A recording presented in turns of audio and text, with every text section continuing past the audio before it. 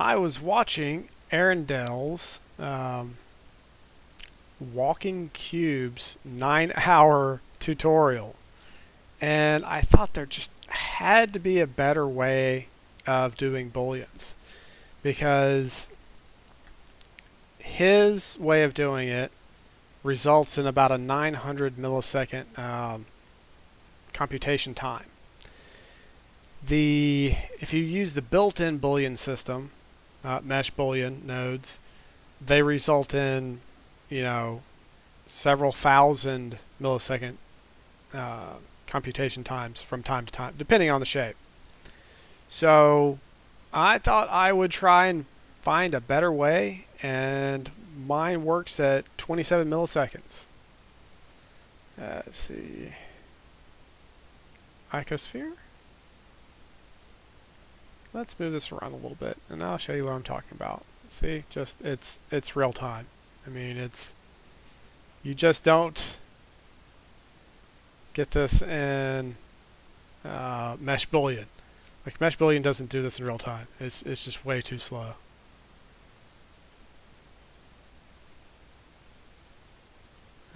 This one, there we go. And I'll show you interior. I mean, it's not there. All the interior is deleted as it goes into the other shape. So this is effectively a mesh Boolean not difference, combination. I mean, I could create a difference, but that would be a little bit tricky.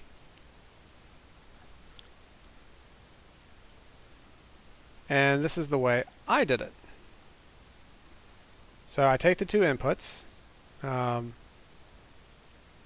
cube and icosphere. You can change it to whatever you want. I will demonstrate that in a little while. Let's see. I get the geometry of the object. They are not the same thing. I subdivide it, and the way I have mine set up, the top object has to be subdivided more than the bottom object. Otherwise, it gets a little bit glitchy. And what I do is,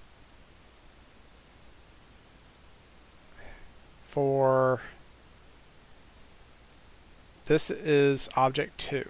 So to delete geometry of object 2, I do a ray trace of object 1. The ray direction is the normal of each point within object 2. Alright, so object 2 is the icosphere. So it takes each point and does a ray trace out the normal. And this is very important to do the subdivision first before you do the ray trace. Otherwise you get really glitchy stuff. Alright. And then I do a dot product of the normal of the surface that it hits, along with the normal of the point itself. Alright. If this dot product is greater than 0, that means that this point is inside of this shape, and deletes that point because it's inside this point. This might not work on extremely concave shapes. I don't know. I'd have to think about it. But we can try it out with Suzanne, the monkey. Alright, and once you delete it, so it deletes all the points inside. Now, there's a not really a glitch, but you end up with basically edges with no faces attached, and this deletes all those. It's very important that you delete the faceless edges. I use edge neighbors, and it deletes the points if it's attached to only edges where they have no faces. Alright, I explained edge neighbors in a different video. You want to look at that. Alright, so here's the icosphere.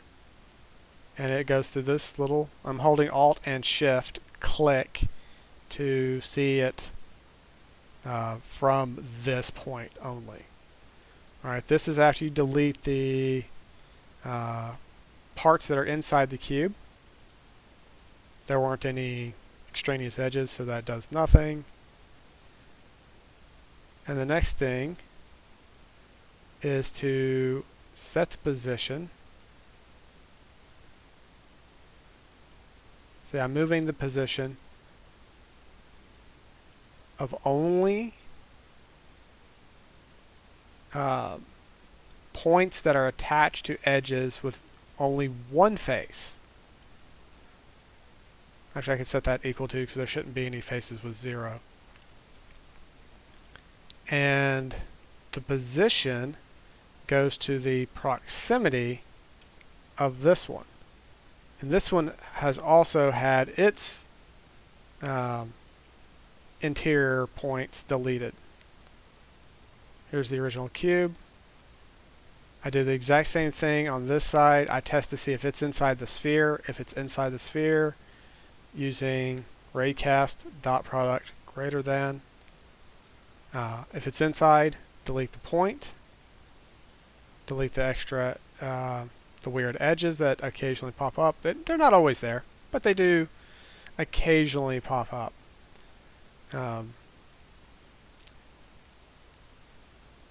Then I set this position based on the proximity to this one. And because these edges will always be closest to the other cutout edges, they'll automatically go to the nearest neighbor. Alright. The reason that this one has to be subdivided more is because I have it using this one as its target. If you don't have the more subdivided, so this one goes first. So this is the less subdivided one. It moves first. And then after it's moved, after these little edges have moved its little tiny bit, then it does a proximity of this one, which will be these edges closest to these edges. And because I'm doing because this mesh has more points, it will always result in, how do I describe this? Alright. Because it's moving all the points to line up with these points here.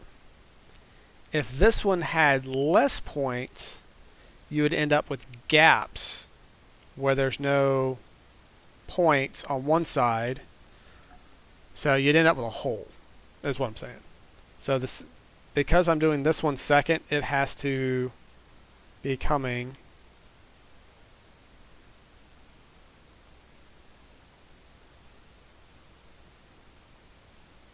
because I'm doing this one second, it has to be coming from a more subdivided mesh. Set material, join geometry, merge by distance, so that because now all the points and all the edges on the edges with only one face are now in the same position on both sides, on both objects. You can merge them by distance, and they became a single object between them. Subdividing just for give it a little bit of better color. And now this works in real time. And I have this hidden from view because it's, it's not supposed to be seen. Where is it? Right there. So let's try with different shapes. Alright, nope, not Shift A. Shift A, mesh. Let's go with Taurus and Suzanne. Alright, so let's mute both those. And go to here. And let's change that to Suzanne.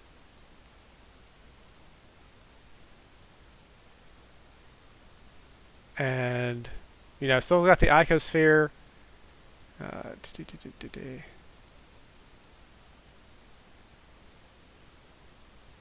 Ooh, that one's kind of laggy. What is... Wow. Oh, I think it's because Suzanne's merged. I got the subdivision up really high on Suzanne. So let's swap those around.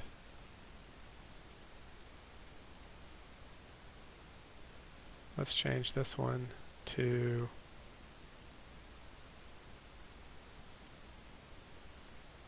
icosphere and Suzanne. And let's check out the time again. 262, but most of that's just the subdivision surface right there. Yeah, see, 97 milliseconds. And I can go to the icosphere. I mean, look, it's running in real time, and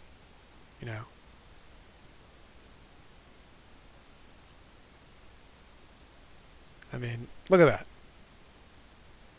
It is a nice, smooth intersection, running at about 100 times faster than mesh Boolean.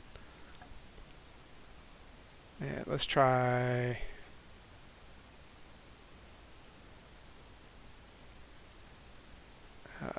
Taurus.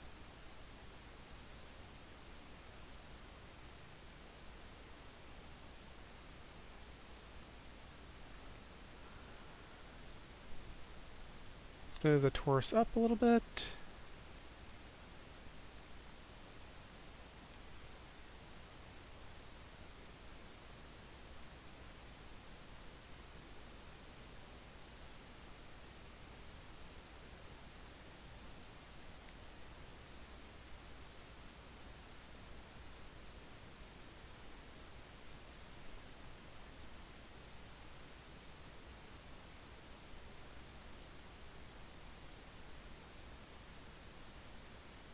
I think Suzanne has some faces that are not solid. Like they have one... oh man, this lighting is terrible. Let's see. Oh, I can never remember where the HDR lighting is. This one... Material properties. Where is world? Shading. World.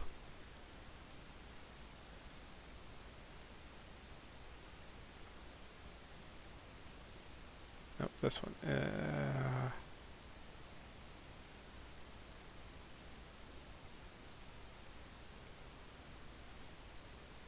What's HDRI listed under? Don't care, but you can see it in here.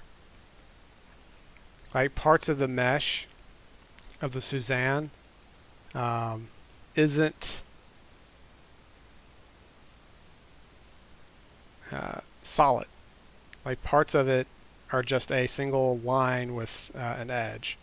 So it's not a uniform, like a consistently solid mesh, which is the reason that this comes up, which is probably why I was acting slow before. Let's see if we can have...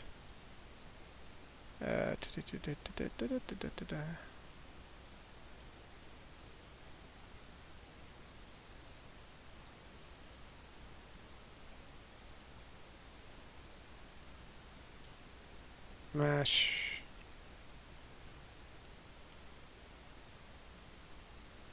cone, and go back, turn that off, merge, go to here, go to cone,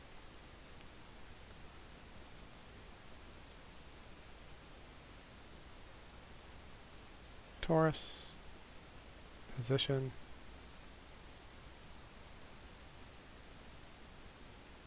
well, that's laggy wood. It's not even doing anything.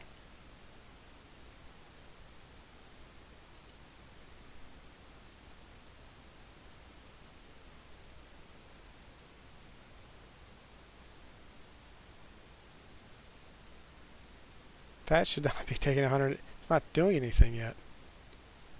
It's probably because they're subdivided really high.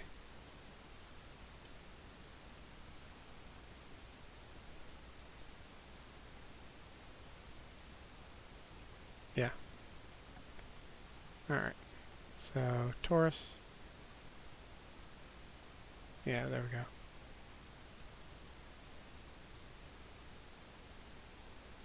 Alright, let's rotate it. Yeah, that does a whole lot of good right there, rotating around the z-axis. There we go.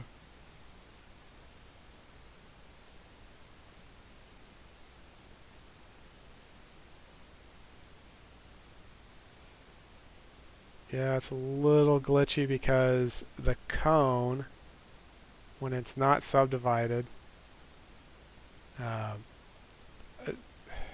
it's not a very uniform shape. Let's try...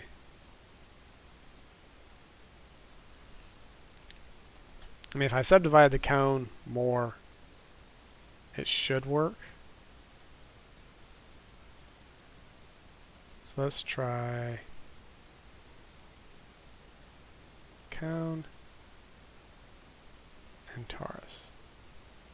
Yeah, it works more better, much better. Now it's more subdivided.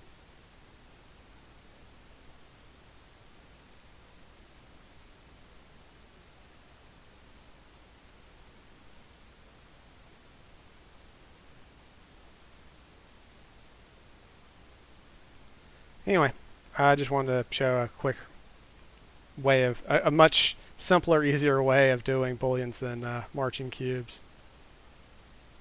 This could probably be reformed or refined, but it's 38 nodes. It's not 1,000 nodes, and it runs at 90 milliseconds and not 900 milliseconds. So, if anyone wants to use it, have fun. Feel free.